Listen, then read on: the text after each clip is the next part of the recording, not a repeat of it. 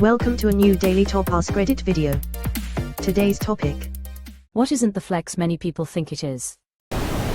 Never taking a day off from work.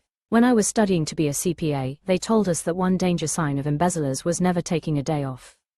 When I was processing and underwriting mortgages, our bank had a policy that every employee was required to take at least 1 week of consecutive vacation at some point during the year to make sure employees weren't keeping something covered up. Yep. If they're not present, they can't cover up their actions. My mom did accounting forensics at locations of their business that had suspected theft. The first thing they would do is tell the hard worker to take a paid week off and relax, recharge. Usually, they would insist that's not needed, but thanks anyway. The company would then force the employee to take time off. Surprisingly, the employee would sometimes quit right away so they wouldn't be fired. My mom usually figured out within the first day how they were stealing from the company. Pushing yourself to the point where you have no time for yourself isn't healthy. Having a good work ethic is important, and a strong work ethic is admirable. But there's a big difference between working hard and living solely to work, and the latter isn't ideal. Guy the first work with never takes time off, always comes into work sick, and loves to brag about it, even though everyone, including our boss, thinks it's sad. It all came to a head last year when the guy took a half day for his daughter's graduation. He went to the ceremony, and looked almost panicked when he arrived to the office at 11 a.m., still in his full suit and tie, while his family were at home celebrating. Then 6 months later, he was finally told to take time off by our boss when he came into work the morning after his mom passed away and proudly declared, "I'm going to take a day off for the funeral, that's all." Nobody is impressed by it, despite what he thinks. We all just think he's a very sad man. Arrived to the office at 11 a.m., still in his full suit and tie, while his family were at home celebrating. In 20 years, the only person who will remember that you came back to the office to work that half day is the daughter. Never changing your opinion. Some people take that as sticking to the guns or being principled or whatever. Plus they never have to admit when they're wrong, which is nice for their ego. That really just means they don't learn from their mistakes, and that they don't learn from new information. It's like slamming and locking the doors of the only organ you have that helps you grow. It's like slamming and locking the doors of the only organ you have that helps you grow. It was quite the shock one day when I realized my dad's brain seems to only contain facts from prior to his college graduation. One of his favorite party tricks is to poorly paraphrase a Newsweek article from 1975 about global cooling whenever global warming comes up in the discussion. He uses the article to try to pretend all the scientists in the world were predicting an ice age, and then he gets super smug about ignoring 50 years of scientific progress. That article was written by a journalist reporting on brief period of cooling. It wasn't intended to represent a scientific consensus about global warming. The ice age part was a thought experiment. Pretty much the next year the temperatures started going up again, and faster than before the cooling period. The text is online for anybody to read or reread, which idiot dad hasn't bothered to do, and instead relies on a 50-year-old memory that's garbled by 50 years of right-wing talk radio and podcasts from fringe wackos. The conclusion of the article is that continued climate disruption would cause problems with crops and human migration, regardless of whether it was global cooling or global warming, because the problem was climate change itself. So the article was completely correct about that conclusion, and that conclusion is definitely not what he thinks is the conclusion. All of that doesn't stop my idiot dad from repeating the same well-debunked crap every time. That joker has lived his entire life that way, and he still has the brass balls to pretend he's a free thinker. Followers. Having followers is like having monopoly money, fun to look at, but unless you're cashing in on it or building genuine connections, it doesn't mean much in the real world. Owning latest gadgets without having financial stability.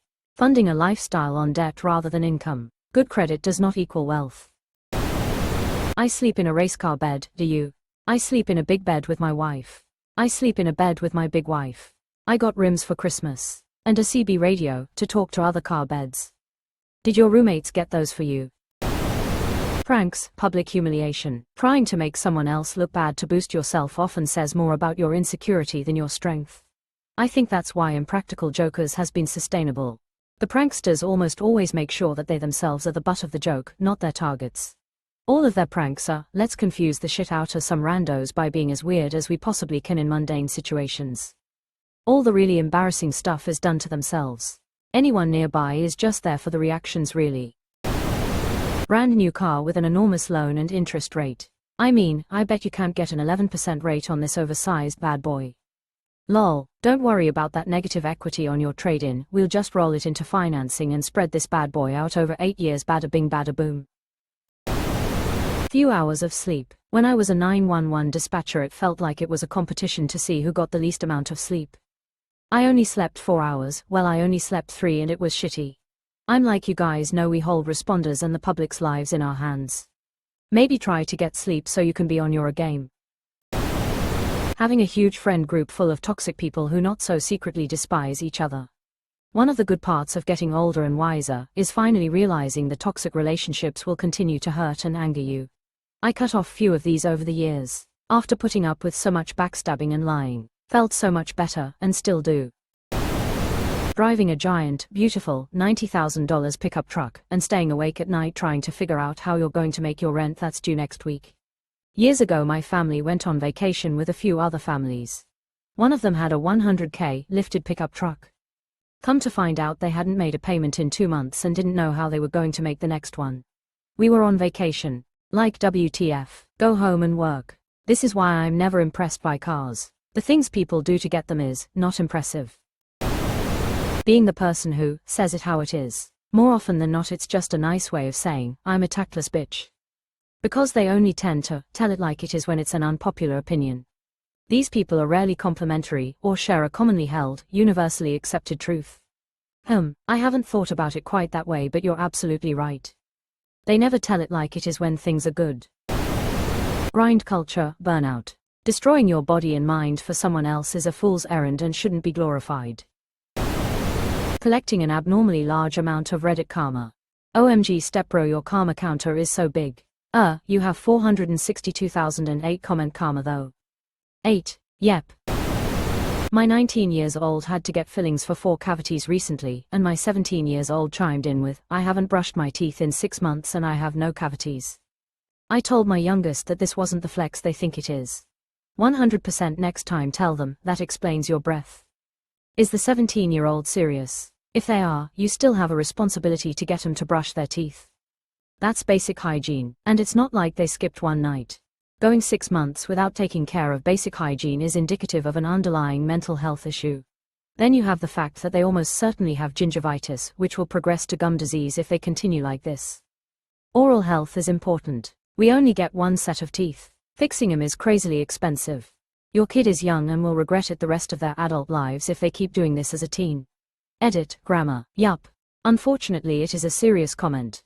And I completely agree with everything you just said. There are underlying issues with our 17 years old, without getting into personal details, that make self-care very difficult. We've had plenty of conversations with them about it. They get regular visits to the dentist with cleanings and dental work. We've given them all the tools and more. They are a continuous work in progress, not just with dental work, but so many other areas. We are showing them the way, but they have to choose the path. Working way too much. I used to be like this. Working 2 jobs, 70 to 80 hours a week. Amazon full-time and McDonald's on the side, damn near full-time as well. I was feeling proud and confident thinking I was doing things right. However, over that period of time I found it difficult to maintain a healthy lifestyle, gained over 60 pounds, quit working out, picked up old habits again like soda and smoking cigarettes. Only good that came out of it was being able to save up to buy my house. Last year my son was born and I decided this isn't sustainable if I want to be a good father to my child. Got accepted into my local plumbers union, now working 35 hours a week with a bright future and getting paid great. Never looking back. If you have to hustle and put in a lot of hours temporarily to get to where you want to be, that's fine. But we should all aim to be working to live, not living to work. Agreed. The non-stop hustle culture is gross. Overconsumption. The illusion they have their life together by having separate containers for 11 different laundry detergents. Massive weddings. I've seen far too many people put far more effort into the wedding than the relationship the wedding is supposed to be celebrating. My policy is that it's okay to have a big wedding if you treat it like a big party with 100 of your best friends and beloved family. Go all out on food, drinks, a fun venue if you want. A lot of cultures put a lot of stock in that, more than the typical American. But when you go all out on the perfectionist angle, that's where things become a red flag. It doesn't matter if you have 5 witnesses, attendees or 300, if you're getting mad because someone stuttered in their speech, spilled a glass by accident, or the decorations, ties, dresses are the wrong color, then that's putting more stock in the day than the life together.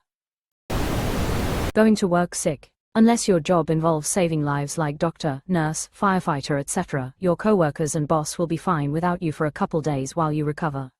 No one wants your germs. If you work in healthcare and knowingly put your patients at risk, it is even worse. IMO.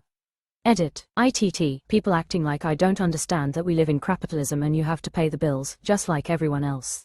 No shit. Difference here is you getting the flu will literally kill your at-risk patients. At the very least, take precautions. Wash hands, wear masks, do virtual appointments, require wearing masks in your office, get vaccinated. If you're already doing all that, then it's clear this comment was not directed at you. Very true. I prefer my healthcare providers not look like they're about to keel over. Yeah, no. I'm a firefighter and some assholes are the worst about this. We spend 24 hours together, sometimes 48, and rarely ever more than 10 feet from each other. Oh, you didn't want to burn sick time, so now we're all sick, thanks fuckhead. A few months ago I almost had my trip to Italy ruined cause some guy came to work COVID and didn't tell anybody. My brother is a firefighter. The last 4 years he constantly talked about how every nurse, doctor, and firefighter that he dealt with thought COVID was no big deal. I told him about the freezers outside of the 2 large hospitals we live by. I told him about our friend, who is an epidemiologist at a pretty well-respected university, who was pretty much saying the opposite of what he was saying. He told me the media was overreacting and that it was never something to worry about. He would drop his kids off all the time when they were sick to be watched by our parents who are in their 60s. He actually yelled at my mom one time for testing his daughter because she couldn't go to preschool if she tested positive for COVID. That made me realize there is no limit to his selfishness, which honestly scares me considering how often people's lives are in his hands. Tell that to every manager I had when I worked retail, ISTG. If I died they would have managed to contact me via Ouija board to tell me my shift wasn't covered, lol. It doesn't matter what your job is. If you're sick, stay the fuck home. True, and I do. But for those who don't get paid sick time, sometimes hard to do.